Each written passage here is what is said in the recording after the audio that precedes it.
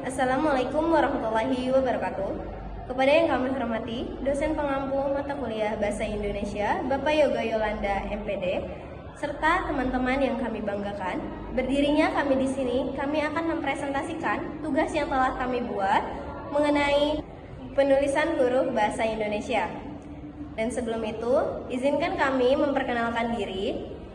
Perkenalkan, saya Sutriana Lestari sebagai moderator dan juga pemateri 2. Perkenalkan, saya Najwa Sofia Warda sebagai pemateri 1. Perkenalkan, nama saya Muhammad Rizky Firmansyah sebagai pemateri 3. Dan perkenalkan, nama saya Halimatu Sa'diyah Purbaningrum sebagai pemateri 4. Baik, mari kita lanjutkan ke pembahasan penulisan huruf bahasa Indonesia dan yang akan saya serahkan kepada pemateri 1.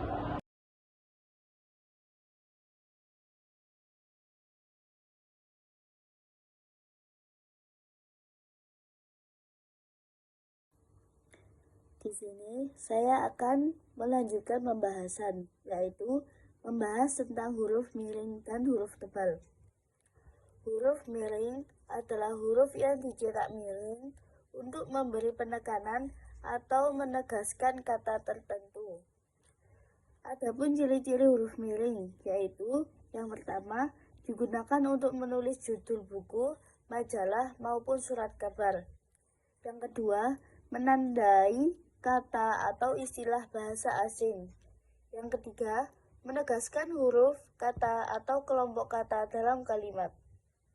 Contoh penggunaan huruf miring yaitu ketika menulis judul buku, film, atau majalah.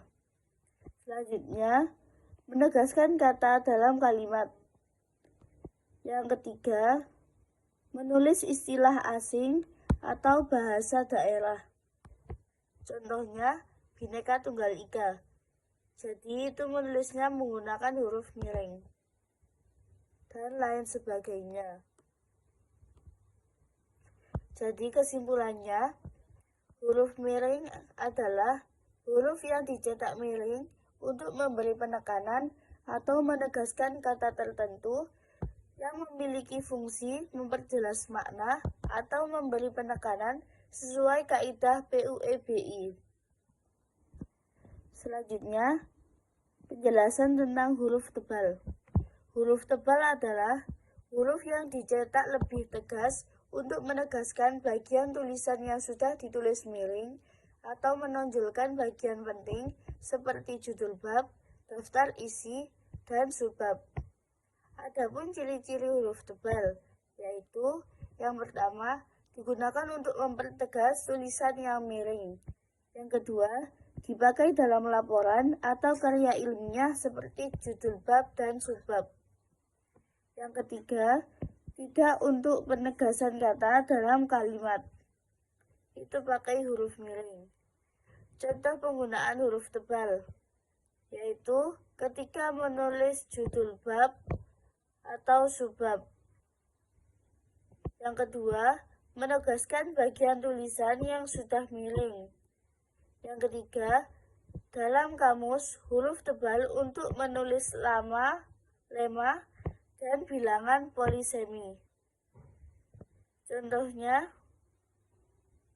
ketika menulis judul bab 1 pendahuluan. Jadi, bab 1 pendahuluan itu ditulis menggunakan huruf tebal agar lebih menonjol dan lebih kelihatan. Meskipun itu subbab, kalau bisa juga ditulis menggunakan huruf tebal agar lebih kelihatan. Jadi kesimpulannya, huruf tebal berfungsi untuk memberi penekanan khusus pada bagian penting tulisan, terutama yang sudah miring atau struktur tulisan resmi. Sekian dari saya. Sini saya akan menjelaskan tentang abjad, huruf vokal, dan konsonan. Sebelum saya masuk ke pembahasan, bisa teman-teman lihat siapakah beliau? Ya, beliau adalah Insinyur Soeharto. Beliau adalah tokoh yang meresmikan EYD atau Ejaan yang disempurnakan pada tanggal 16 Agustus 1972 berdasarkan keputusan Presiden nomor 57 tahun 1972. Peresmian ini dilakukan untuk pemakuan ejaan dua bahasa, yaitu antara bahasa Indonesia dan bahasa Melayu. Seperti pada nama beliau sendiri, Soeharto, bagian U ditulis menggunakan huruf O dan E. Sebelum mengenal EYD sudah ada dua ejaan yang diterapkan di Indonesia. Salah satunya adalah ejaan Van of Vincent dari tahun 1901 sampai 1947. Ejaan ini berisi ejaan bahasa Melayu yang sudah ditulis dengan huruf Latin, bukan lagi aksara Jawa atau Arab Gundul. Seperti contohnya IR Soeharto, huruf OE sebagai huruf U. Kemudian pada tahun 1947 hingga 1972, ejaannya berubah menjadi ejaan Republik atau yang dikenal dengan ejaan Suwandi. Ejaan ini diprakarsai oleh M.R. Suwandi sebagai Menteri Pendidikan, Pengajaran, dan Kebudayaan. Pada ejaan ini, huruf OE sudah diubah menjadi huruf U, tanda petik sudah diubah menjadi huruf K, dan kata-kata majemuk masih ditulis dengan angka 2. Sebelum EYD diresmikan, sudah ada 26 abjad yang ditetapkan di Indonesia. Dan abjad sendiri adalah kumpulan huruf yang disusun secara teratur untuk melambangkan bunyi dalam suatu bahasa. Abjad sendiri terdiri dari dua, yaitu huruf vokal dan huruf konsonan. Huruf vokal adalah huruf yang mengeluarkan bunyi dari mulut tanpa adanya hambatan. Huruf vokal terdiri dari 5 huruf, yaitu A, I, U, E, O, di mana huruf E ada 2 penyebutan, yaitu E dan E. Sebelum E ditetapkan, huruf E yang dibaca E seperti pada kata emas itu ditulis dengan akritik di atasnya. Tetapi pada saat EYD diresmikan, tanda akritik ini sudah dihapus. Kemudian selanjutnya ada huruf konsonan. Huruf konsonan sendiri di Indonesia ada 21 huruf. Huruf konsonan disebut juga huruf mati karena bunyi yang dihasilkan dengan adanya hambatan pada aliran udara keluar dari paru-paru melalui mulut. Ada catatan di huruf konsonan, untuk huruf X di awal kata dibaca dengan S, dibaca seperti huruf S. Tetapi saat dia berada di tengah kata, dia menjadi X. Pada intinya, kedua huruf ini sangat berkesinambungan, di mana huruf konsonan tidak akan terbaca tanpa adanya huruf vokal. Itu saja yang dapat saya sampaikan. Saya serahkan ke pemateri 2. Gabungan huruf vokal adalah gabungan dua huruf vokal yang membentuk satu bunyi atau suku kata. Ciri-ciri dari gabungan huruf vokal, yang pertama yaitu terdiri dari dua huruf vokal berurutan dalam satu kata, 2 menghasilkan satu bunyi vokal baru, 3 tidak dapat dipisahkan dalam suku kata. Lalu ada aturan penulisan, ditulis menyatu dalam kata, tidak boleh dipisahkan. Contoh yang benarnya seperti pandai, dan yang salahnya itu pandai. Contoh gabungan huruf vokal ada yang pertama yaitu monoftong.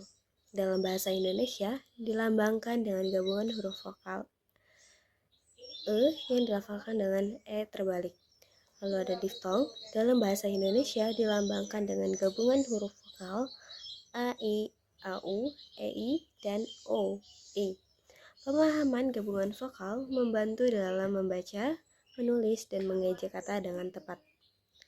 Lalu selanjutnya, pada penjelasan gabungan huruf konsonan. Gabungan huruf konsonan adalah dua huruf konsonan yang digabungkan dan menghasilkan satu bunyi tertentu. Dalam bahasa Indonesia, gabungan huruf konsonan ini tidak dibaca per huruf, tetapi menghasilkan bunyi khusus. Lalu ada aturan penulisan gabungan huruf konsonan. Yang pertama yaitu ditulis tanpa spasi, langsung digabung, tidak boleh dipisah dalam penulisan, kecuali saat pemenggalan kata pada akhir baris. Lalu, contoh pemenggalannya yaitu seperti masyarakat, menyamuk. Dibaca sesuai bunyi gabungan, bukan per huruf. Lalu ada macam-macam gabungan huruf konsonan, itu Gabungan huruf konsonan seperti huruf KH, ANG, NY, dan SY melambangkan satu bunyi konsonan.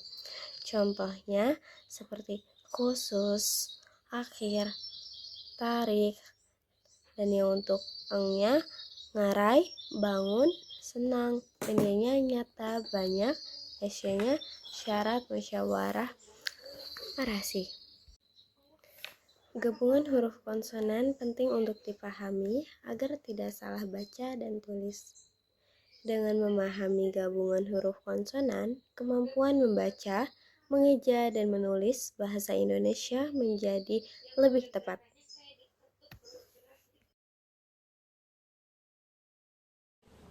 Oke. Halo, selamat siang warga sipil sekalian. Di sini saya akan menjelaskan tentang pengertian huruf kapital, apa saja penggunaannya dan apa saja manfaatnya begitu. Oke, yang pertama huruf kapital pengertiannya. Huruf kapital adalah huruf yang berukuran lebih besar daripada huruf biasa. Biasanya digunakan sebagai huruf pertama pada kata pertama dalam kalimat dan pada huruf pertama nama diri, gelar, julukan, dan kata khusus lainnya. Huruf kapital berfungsi untuk membedakan makna dan memberikan penekanan dalam tulisan dalam bahasa Indonesia. Pada saat apa huruf kapital digunakan? Oke. Huruf kapital digunakan sebagai huruf pertama awal kalimat. Contohnya, apa kabar? Apa maksudnya? Dan lain-lain. Dan yang kedua, huruf kapital digunakan sebagai huruf pertama unsur nama orang, termasuk julukan. Contoh, Amir Hamzah. Huruf kapital tidak digunakan sebagai huruf pertama nama orang yang digunakan sebagai nama jenis atau satuan ukuran. Contoh, 5 ampere atau 10 newton dan lain-lain.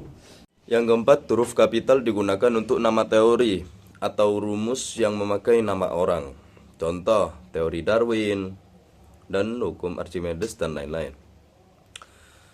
Yang kelima, huruf kapital digunakan pada huruf pertama nama agama, kitab suci, dan Tuhan, termasuk kata ganti Tuhan dan singkatan. Contoh, Islam, Al-Quran, dan Tuhan itu sendiri.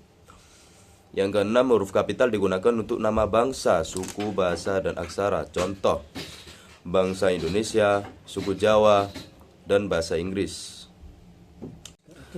Oke, yang ketujuh, huruf kapital digunakan pada nama hari, bulan, tanggal, dan peristiwa bersejarah. Contoh, Senin, Agustus, Perang Dunia Kedua, dan lain-lain banyak.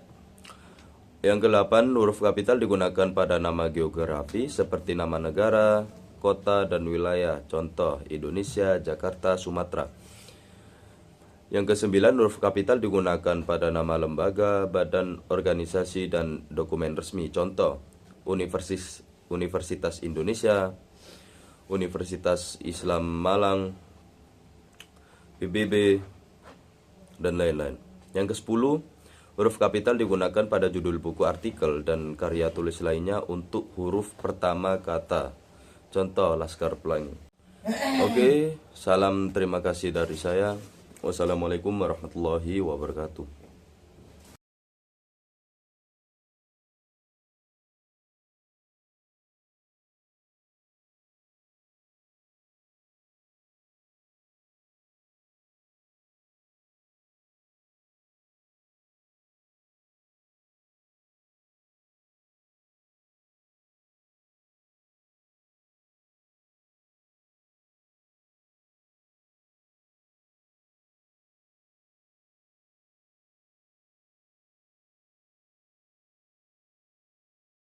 Cukup sekian pembahasan yang dapat kami sampaikan. Mohon maaf bila ada kekurangan dan kesalahan kata, karena kesempurnaan hanya milik Allah dan kekurangan milik manusia.